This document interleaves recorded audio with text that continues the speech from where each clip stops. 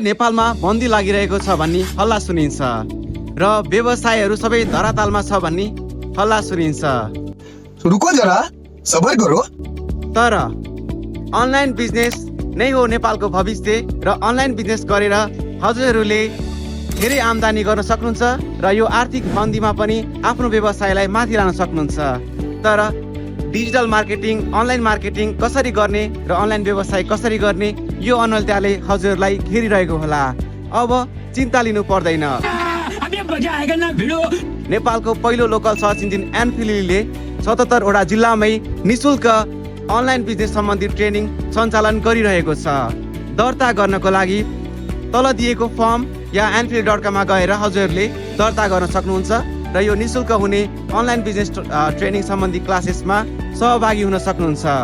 अब नेपालको डिजिटल भविष्य एनफिली सुपर एप छिट्टै नेपाली बजारमा आउँदैछ। Stay tuned. जय नेपाल, एनफिली।